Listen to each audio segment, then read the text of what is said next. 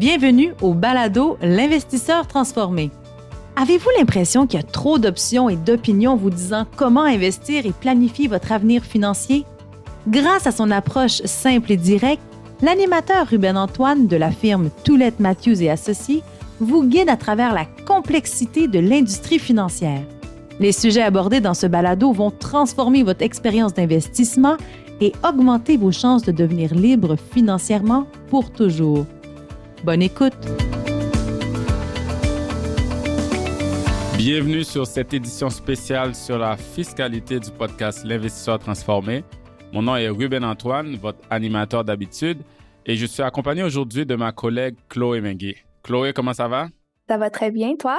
Ça va très bien, ça va très bien. Aujourd'hui, Chloé, nous allons parler de fiscalité.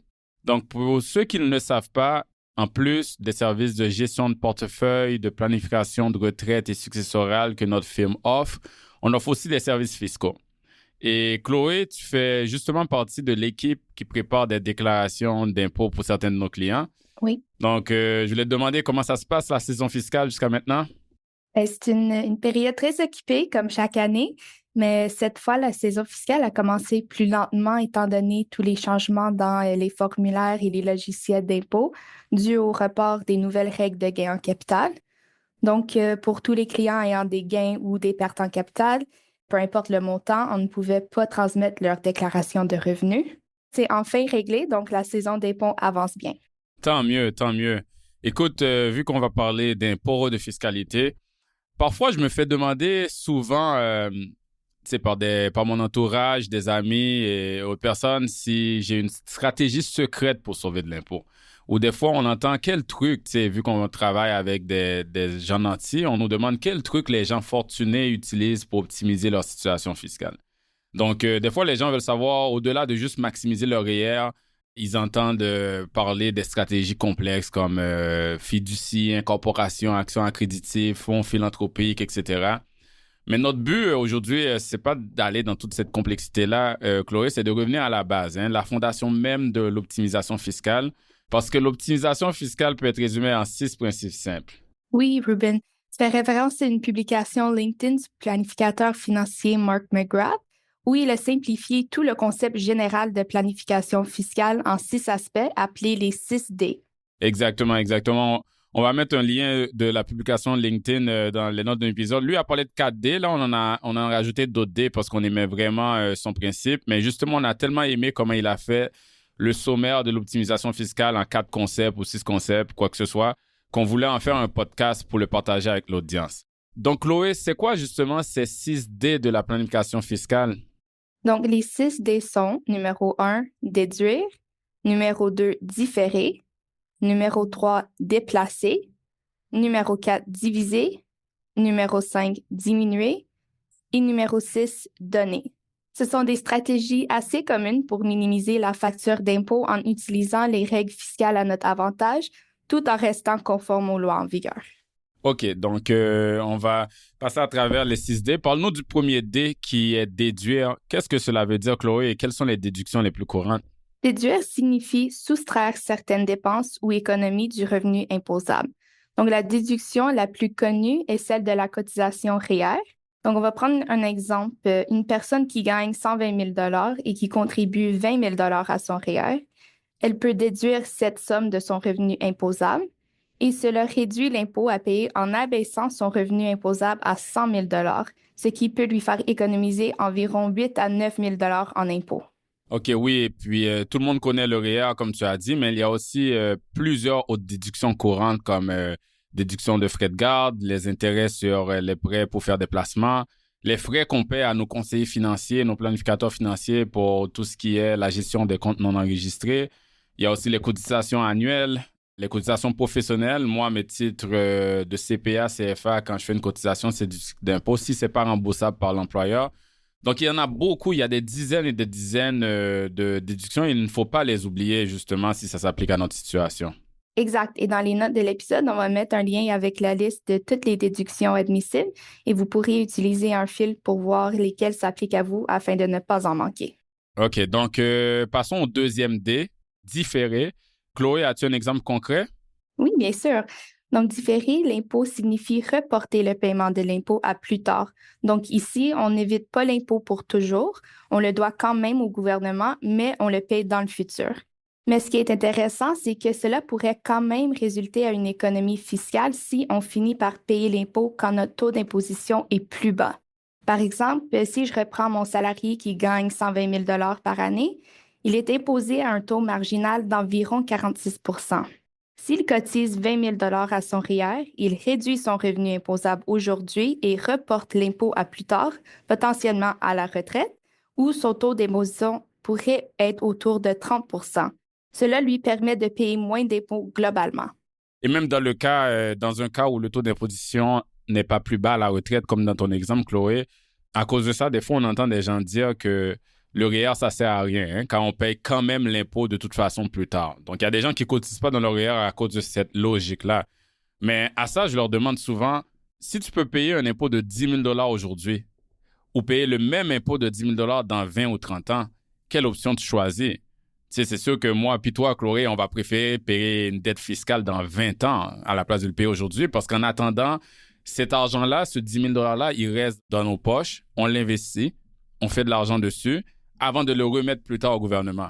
Donc, c'est ça qu'il faut garder en tête. L'économie fiscale de cotiser au REER, c'est comme si le gouvernement te fait un prêt sans intérêt pendant 20-30 ans pour que tu puisses le faire fructifier pour toi. Donc, l'effet boule de neige multiplicatif, tu sais, on parle souvent d'intérêt composé. Ça fait que faire une cotisation REER chaque année, là, ça peut devenir très significatif pour accumuler un patrimoine financier. Oui, et en plus de ce que tu viens de mentionner, Ruben, pour beaucoup de familles, une cotisation au REER vient diminuer le revenu net sur papier de leur déclaration d'impôt, ce qui débloque l'accès à des programmes sociaux qui sont calculés en fonction de nos revenus, comme l'allocation canadienne pour enfants et l'allocation familiale. Oui, bon point, Chloé. Ça, c'est très important à mentionner parce que les allocations familiales, là, c'est plusieurs milliers de dollars qui sont calculés pour voir si on est éligible à partir du revenu net familial. Donc, plus qu'on gagne de l'argent dans une famille, moins qu'on reçoit ces allocations des gouvernements provinciaux et fédéraux. Donc, le REER permet de déclarer un montant moins élevé sur la déclaration d'impôt et donc obtenir plus d'allocations du gouvernement. Donc, mais de toute façon, on parle beaucoup du REER comme stratégie pour différer l'impôt, mais il y en a d'autres façons de différer l'impôt, là, ce fameux D qu'on parle de différer. Chloé, est-ce que tu as d'autres exemples que tu peux nous donner de comment reporter l'impôt à plus tard? Oui, donc si on est un simple salarié, on ne contrôle pas vraiment quand être payé, mais chaque fois qu'on a le contrôle sur quand déclencher un revenu ou non, on peut décider de reporter de l'impôt. Par exemple, si on va vendre un placement en décembre parce qu'on a besoin de l'argent, le seul fait de le vendre quelques semaines plus tard en janvier vient de reporter le paiement de l'impôt d'un an en avril de l'année suivante lorsque nous ferons nos déclarations de revenus. Il y a aussi des stratégies un peu plus complexes de report, comme quand un professionnel ou entrepreneur s'incorpore pour ne pas se payer des dividendes tout de suite, mais plus tard et faire fructifier l'argent dans la compagnie en attendant. OK, justement, Chloé, le troisième D que tu as mentionné, ce D-là, c'est pour déplacer. Ce principe-là est un petit peu plus complexe. Déplacer, c'est comme, par exemple, si je reprends ton exemple, qu'on transfère des revenus ou des actifs dans une structure plus avantageuse sur le plan fiscal. Une façon courante de le faire, c'est justement d'utiliser une incorporation, une compagnie. Par exemple, un entrepreneur ou un médecin qui gagne 300 000 par année en revenus, on va dire. Mais on va dire que cette personne a juste besoin de 70 000 $ pour ses dépenses personnelles. Donc, fait beaucoup plus que ce qu'il a besoin pour ses dépenses courantes. Bien, cette personne-là pourrait incorporer une entreprise, se verser son revenu de 300 000 dans l'entreprise, puis de cette entreprise-là, se verser un salaire plus bas pour couvrir ses dépenses. Donc, il va rester une partie des revenus qui ont été versés dans l'entreprise vont être imposés à un taux inférieur parce que les entreprises ont un taux d'imposition plus bas que les individus. Et donc, il y a plus de capital après impôt pour investir dans la corporation. Donc, ça, c'est une façon de déplacer un revenu de l'individu vers la corporation. Ce même entrepreneur-là aussi pourrait déplacer une partie des actifs de la compagnie dans ce qu'on appelle un régime de retraite individuel pour sauver plus d'impôts. Puis, il y a aussi des entrepreneurs ou des professionnels incorporés qui déplacent la détention d'une entreprise active vers une fiducie. Ça permet de sauver plus d'impôts à la vente de celle-ci parce que là, on peut utiliser ce qu'on appelle une exemption de gain en capital multiplié en utilisant celle des membres de notre famille. Donc, en gros, le D pour déplacer, C'est un petit peu plus complexe. C'est important d'avoir un conseiller ou fiscal ou un conseiller en gestion de patrimoine pour vous aider à appliquer toutes les stratégies de report qui sont applicables à votre situation. Oui, mais si on revient sur ce qui est simple, Ben, des fois, on voit des gens avec des placements dans leur compte non enregistré alors que leur CELI ou RIE n'est pas maximisé. Le principe de déplacer peut être aussi simplement de déplacer justement ces montants vers des comptes fiscalement avantageux où les gains ne sont pas imposés. Ah oui, 100% d'accord, Chloé. Donc là, passons au 4e D, qui est diviser. Qu'est-ce que tu peux nous dire là-dessus, Chloé? Mais avant de te répondre, Ruben, laisse-moi juste faire un petit survol sur le fonctionnement du système fiscal canadien. Nous avons un système d'imposition progressive sur le revenu, ce qui signifie que plus un individu gagne de revenus, plus son taux d'imposition augmente. Oui. Il y a plusieurs tranches d'imposition, chacune avec son propre taux. OK, donc à cause de ce système, ce que tu veux dire, Chloé, si je pense à un exemple, c'est si on prend par exemple un couple dont un conjoint ne travaille pas et l'autre travaille et fait 200 000 par année. Ce couple-là va payer beaucoup plus d'impôts qu'un autre couple où les deux conjoints travaillent et font chacun 100 000 par année. Donc là, on parle du même revenu total familial, mais la personne gagnant 200 000 a un taux marginal d'imposition de 50 %, alors que la personne gagnant 100 000, là, on parle d'un couple, mais chaque personne, son taux marginal d'imposition est de 36 %. Exact. Donc, le but de ce 4e D pour diviser consiste à répartir le revenu entre plusieurs personnes pour réduire l'impôt global à payer. Puis ça, c'est ce qu'on appelle le fractionnement de revenus. Donc, un exemple classique est le fractionnement de revenus de retraite.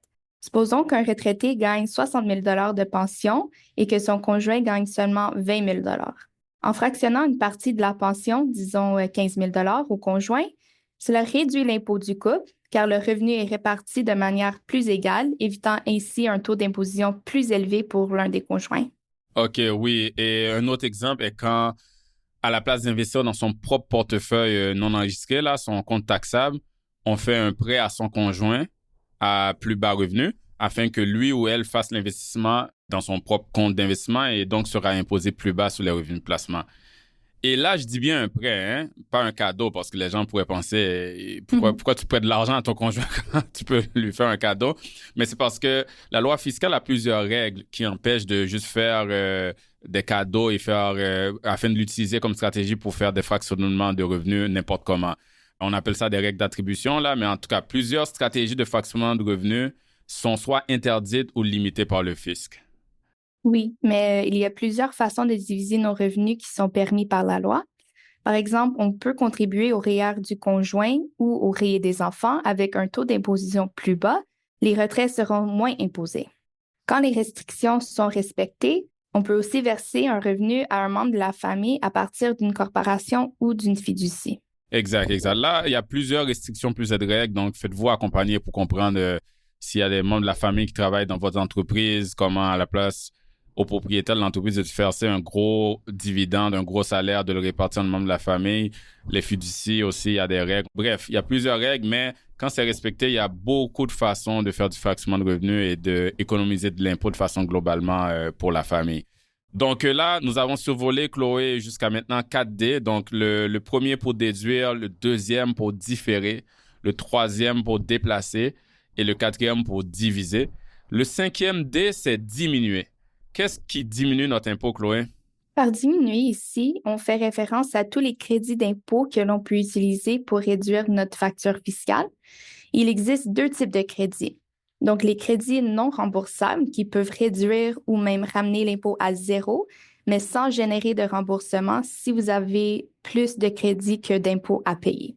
Il y a aussi les crédits remboursables qui peuvent non seulement annuler votre impôt, mais aussi vous faire recevoir un remboursement si le crédit dépasse le montant dû. Là, il y a tellement une multitude de crédits et chacun est applicable selon une situation spécifique, donc nous ne pourrons pas tous les lister et expliquer sur ce podcast. Donc, comme pour les déductions, nous allons mettre un lien dans les notes de l'épisode avec la liste complète de tous les crédits, incluant un filtre où vous pouvez cocher des cases de votre situation fiscale pour voir à quel crédit vous avez potentiellement droit. Oui, Chloé, c'est un très bon point parce que quand on regarde les déductions et les crédits là, ensemble, je pense qu'il y en a des centaines. Donc, comme tu as dit, on va pas tous les citer Mais c'est important pour les gens, c'est pour ça qu'on va mettre les liens, d'aller voir s'il y en a qui pourraient s'appliquer à eux, tu sais, pour pas en manquer. Parce que le but, justement, c'est de payer moins d'impôts légalement.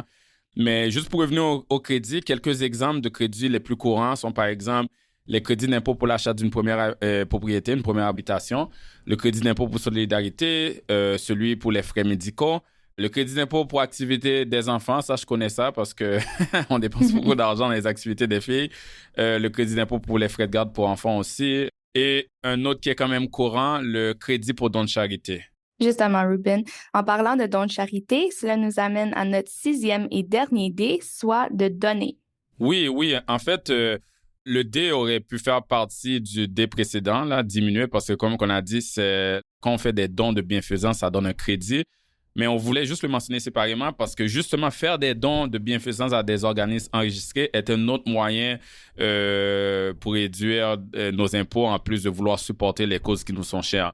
Mais comme on l'a dit plus tôt, ça donne donc un crédit. Ça peut aller jusqu'à 50% pour les gens qui sont à très haut revenu. Mais là, le but, c'est pas nécessairement de passer beaucoup de temps, Chloé et moi, sur le pourquoi donner et comment cela optimise notre fiscalité, parce qu'on a déjà fait 2 podcasts là-dessus. Donc, je vais inviter les auditeurs à aller écouter l'épisode de notre podcast, l'épisode 29, qui est sorti en décembre 2023, dont le titre est « Philanthropie, les dons de bienfaisance et vos finances ». Et il y a aussi un autre épisode plus récent, l'épisode 42, sorti en novembre 2024, intitulé « Maximiser votre impact en créant votre propre fonds philanthropique ». Donc, avec ces 2 épisodes-là, avec des professionnels, non seulement des experts fiscaux, mais aussi en philanthropie, vous allez avoir beaucoup d'informations sur le lien entre les dons de charité et votre fiscalité. Donc, pour conclure, ce que nous voulons que les auditeurs retiennent de cet épisode, ce n'est pas de connaître toutes les diverses stratégies fiscales, toutes les structures complexes à mettre en place pour optimiser leur situation. Ce qu'il faut retenir, c'est plus de garder en tête ces 6 principes de base-là, ces 6 D-là. C'est comme une liste de contrôle, une checklist, comme on dit, pour rester à l'affût des avantages fiscaux auxquels vous avez droit, mais aussi des nouvelles situations dans vos circonstances financières ou des opportunités où vous pouvez peut-être aller chercher une petite économie fiscale de plus ou un report d'impôt additionnel. Parfois, il faut se dire, votre comptable, il est occupé pendant la saison fiscale à juste remplir la déclaration d'impôt et la soumettre, mais des fois, il ne va pas prendre le temps de s'asseoir, de vous poser des questions. Donc, des fois, il ne connaît pas tel changement dans votre situation ou dans vos objectifs personnels ou financiers qui pourraient avoir un impact positif dans votre fiscalité. Donc, assurez-vous de lui tenir au courant de votre profil personnel et financier, mais aussi de vos objectifs pour qu'il puisse adapter ses conseils fiscaux pour vous et votre famille. Chloé, toi, as-tu un mot de la fin? Oui, je dirais de ne pas laisser la fiscalité être une réflexion de dernière minute une fois par année en avril. Une bonne planification fiscale se fait tout au long de l'année en utilisant tous les outils à notre portée comme le REER, le CELI, fractionnement de revenus, etc. Puis ça peut faire une énorme différence sur ce que vous gardez dans vos poches. Et chaque dollar économisé en impôts est un dollar de plus pour vos projets, votre famille et votre avenir. Bien dit, Chloé, bien dit. Je pense que ça fait une belle conclusion. Merci, Chloé, de m'avoir accompagné dans cette conversation-là. Merci à toi. Merci aussi aux auditeurs, aux auditrices et on se retrouve le mois prochain sur l'investissement dans l'or, sujet très d'actualité et on aura comme invité le journaliste et auteur Nicolas Bérubé. Merci, à la prochaine. Vous venez d'écouter L'Investisseur transformé, animé par Ruben Antoine.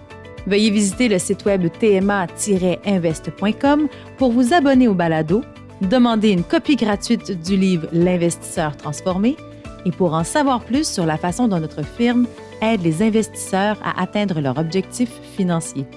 Merci.